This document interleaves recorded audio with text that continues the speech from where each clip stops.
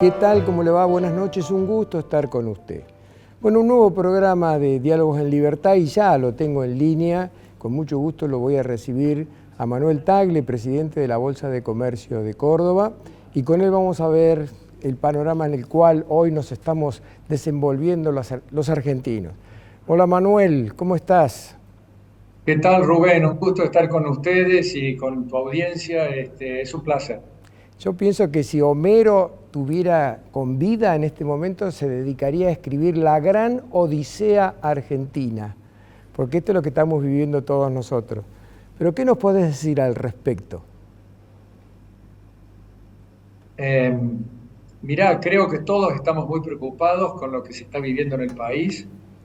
Estamos en un momento de transición clave para el futuro del país, donde se va a debatir qué país realmente queremos los argentinos, si queremos un país que siga digamos, afecto o adherido a la demagogia, al derroche de los recursos públicos para generar un bienestar artificial y poco duradero, de corto plazo, pero que termina perjudicando el futuro del país y el futuro de la sociedad argentina, porque estas políticas intervencionistas del Estado, como lo he dicho ya varias veces, donde estamos llenos de controles, llenos de prohibiciones, eh, y de regulaciones, no hacen otra cosa que perturbar el espíritu y la iniciativa privada del sector productivo. Y si el sector productivo no invierte y no confía en el país y se reduce, indudablemente que eso afecta el crecimiento y el bienestar de la sociedad en su conjunto, porque no hay nuevos empleos, no hay nueva actividad que genere realmente el crecimiento y el progreso. Estas son las cosas que están pasando y que creo que es lo que vamos a votar el día 19, ¿no? En donde, por un lado, la continuidad de este gobierno con el ministro de Economía, Sergio Massa, que sabemos realmente lo que ha sido capaz de hacer en sus 15 o 16 meses de ministro de Economía, que al principio parecía que iba a tomar las medidas correctivas para que la Argentina salga realmente de este atolladero que está, y no lo hizo. No solamente no lo hizo, sino que profundizó un poco los desajustes, los desequilibrios, el gasto público, generando una inflación que la duplicó al 150% anual, que está muy cerca de una hiperinflación, porque realmente tener ajustes del 10, 12, 14, 15% en muchos productos, ya en los supermercados no se ven muchos productos como se veían antes, algunos están faltando. Tenemos insuficiencias de importaciones porque no hay dólares para importar, y no hay dólares para importar porque hay un cepo cambiario que es un control de cambios en la economía argentina, un dólar oficial a 350 y un dólar libre que ha llegado a estar arriba de los 900 pesos. Bueno, todo eso genera una distorsión enorme y el Banco Central se ha quedado sin reservas. Las reservas del Banco Central son negativas, estamos negativas por 10, 11 mil millones de dólares. Le estamos debiendo, a raíz de estas dificultades de reservas, a los importadores, a los proveedores de los importadores, le estamos debiendo aproximadamente unos 40 mil millones de dólares, que va a haber que pagarlos más o menos rápidamente el año que viene, porque si no se va a interrumpir la cadena de aprovisionamiento de partes e insumos para la industria, inclusive de bienes terminados también. Así que estamos en una situación sumamente delicada, y creo que es lo que va a haber que revertir con estas elecciones. Por otro lado, tenemos a un Milei que si bien tiene aristas que a veces nos han preocupado un poco, bueno, el apoyo que ha recibido de Juntos por el Cambio a través de Macri y Bullrich, quizás le hayan dado cierta consistencia a su planteo, a su alternativa como posible presidente de la nación. Y lo importante es que, bueno, Milei representa un poco las ideas del cambio que yo estoy reflejando, pero bueno, todo está muy difícil y tenemos que ver realmente qué es lo que va a pasar cuando se defina con las elecciones quién es el ganador. Y ahí realmente podremos analizar con mayor fineza y ver de estar expectantes al respecto. Ahora, Manuel, los mercados casi siempre se anticipan a los acontecimientos, a las trayectorias que se van, y es como que da avisos al resto de la sociedad de cuál podrían ser las consecuencias si la tendencia es para un lado o para el otro. En este momento, hoy el dólar cerró a 880 pesos, cuando después de las elecciones del 22 de octubre casi llegó a 1.240, así que el dólar ha estado bajando. ¿Cómo se entiende esa señal de los mercados que realmente uno pensaría que ante la proximidad de poderse producir un derrumbe electoral y que pudiera ganar esta gente que está ahora gobernando, el dólar debería estar a 3.000 pesos? No entiendo por qué cerró a 8.80. ¿Tenés una explicación al respecto? No exactamente, porque hay ciertas variables económicas que se mueven en función no solamente de la racionalidad, sino también de la intuición, de la pasión, eh, de la inseguridad con que estamos en este momento en el país. Y bueno, en el caso de que haya bajado el dólar, es porque, bueno, había subido mucho y porque también se piensa que tanto Massa como, por supuesto, Milei van a tener que tomar medidas para reordenar la economía. Con Massa mucho menos, porque no sabemos si él va a continuar con estas políticas, pero Milei indudablemente que va a tener que ordenar la macroeconomía y seguramente lo va a tener que hacer con cierta prudencia, porque no se puede, en este contexto que está el país, atropellar con una sociedad que está pasando un momento muy difícil, pero tampoco se puede ser tibio y débil, hay que hacer realmente las correcciones con firmeza, pero bueno, esa firmeza también tiene que ir acompañada de una especie de actitud prudente para no generar un cisma muy difícil de controlar en el país. Creo que todos estamos expectantes al respecto con respecto a los primeros pasos que va a tomar el próximo gobierno. Bueno, ahora, de cualquier manera, vos estás en contacto con muchos empresarios por tu actividad como presidente de la Bolsa. Tenés un equipo de economistas que hacen investigaciones, que te indican lo que está pasando, te pasan opiniones. Te formás una opinión tuya de las opiniones generales de quienes te rodean. ¿Qué te dice esa gente? ¿Qué es lo que vos captás de los empresarios que están tan preocupados hoy con el problema inflacionario, pero también con el problema de inseguridad, con el problema del déficit fiscal que les ocasiona a ellos un aumento de los impuestos? ¿Qué es lo que escuchás?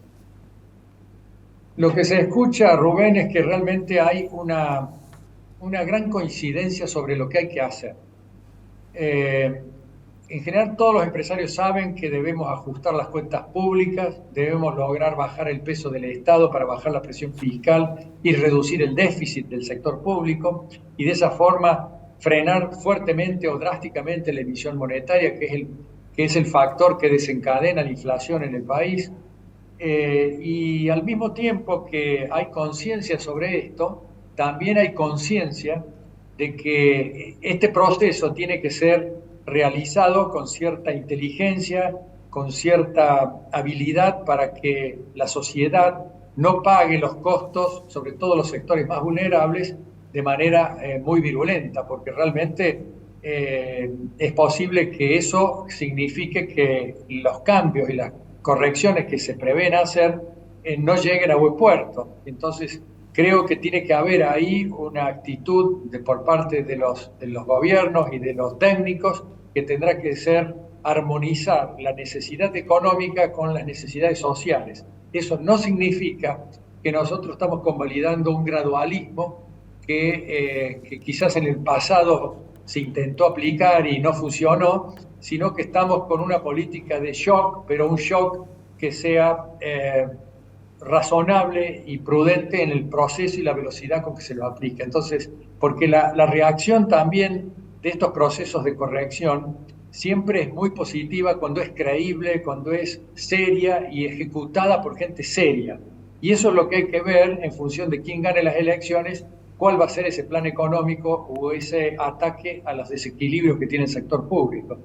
Y entonces ahí sí sabremos si realmente lo que se está instrumentando va a ser serio, va a haber una especie de recuperación de la confianza, de la previsibilidad por parte de la sociedad y de los sectores productivos, y esa confianza es la que va a realimentar el proceso de recuperación económica que tiene que ser sobre bases sólidas, no sobre la base de estímulos artificiales de un sector, un Estado que gasta por encima de sus posibilidades y emite moneda para cubrir sus déficits. Eso genera un cierto estímulo de la demanda, un cierto confort artificial, y es lo que nosotros hay que lograr que se cambie por una especie de crecimiento y confort sólido y duradero, con un crecimiento sobre la base de la estabilidad monetaria y no sobre la base del dispendio de los recursos públicos, el derroche de esos recursos y los desequilibrios fiscales y monetarios que tiene el país. Muy claro. Nos queda 1 minuto y medio y te hago una última pregunta, Manuel, y te pongo 2 personajes y 2 países para ver tu opinión al respecto. Lee Kuan Yew, Singapur, década del 60, un país totalmente corrupto, pequeño y pobre país de pescadores, lo tomó y lo dio vuelta y lo transformó en una potencia. Bukele ahora en El Salvador, con un gobierno autoritario, es cierto, lo toma, lo da vuelta, tiene 91% de aceptación popular en este momento.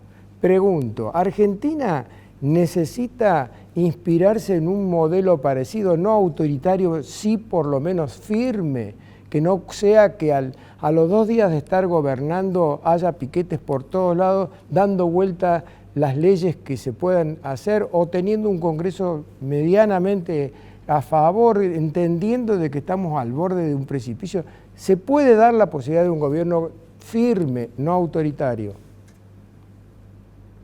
Absolutamente, Rubén. Yo creo que si un gobierno asume el 10 de diciembre anunciando un plan racional, coherente, de control de del gasto del sector público, de todos esos gastos superfluos que tiene el sector público, como dice mi ley, el gasto del sector político, la casta y muchos otros gastos que hay que ordenar, y lo hace con firmeza y convicción, eso va a generar un cambio de expectativas en la sociedad.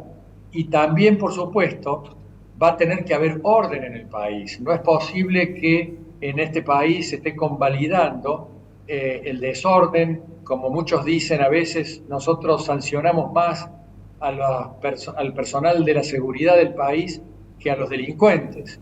Y esto lo tenemos que revertir. Los delincuentes tienen que pagar por el precio que tienen que pagar por digamos, por las acciones que cometen, y no que permitamos esto, porque un país desordenado, sin orden en la sociedad, obviamente es muy difícil que funcione.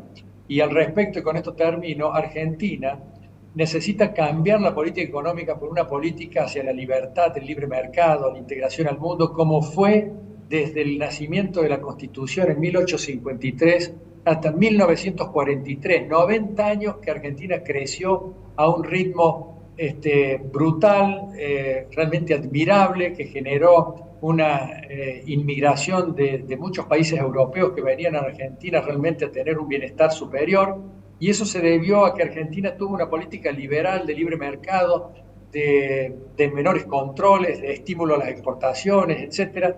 Y bueno, y Argentina pudo lograr eso. ¿Por qué no podemos volver a lograrlo con la firmeza que hace falta? Y por supuesto con la consideración que merecen también ciertos sectores vulnerables, que hay que protegerlos, pero también cambiando la dinámica en donde tendremos que tener un seguro de desempleo y no demasiados subsidios como existen en este momento, que generan una situación imposible de controlar y de administrar. Creo que en eso también debemos asistir a la gente que tiene problemas a través de un seguro de desempleo.